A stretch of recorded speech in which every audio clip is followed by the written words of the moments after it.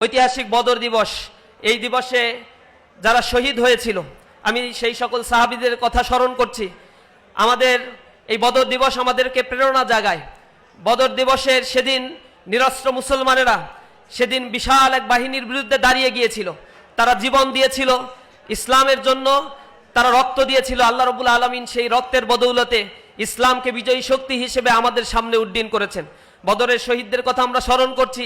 সেখানে সাহাবায়ে কেরামের কাছে অস্ত্র ছিল না, কিন্তু তাদের কাছে অনেক বড় মনোবল ছিল।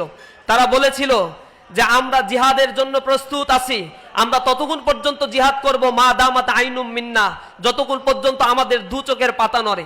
ইন্নাহু লা নাকুলু কামা ক্বালা বানু ইসরাঈল লিল মূসা আলাইহিস সালাতু ওয়াস সালাম ইযহাব আনতা ওয়া রাব্বুকা ফাকাতিলা ইন্না হাহুনা কাঈদুন।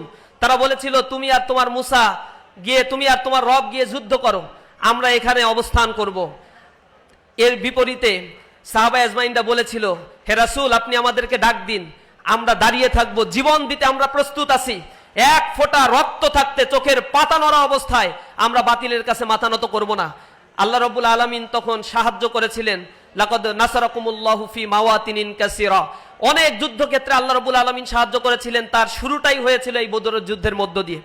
এই যুদ্ধ আমাদেরকে প্রেরণা যোগায়, আমাদের মধ্যে আশা, ইন্সপায়ারেশন তৈরি করে।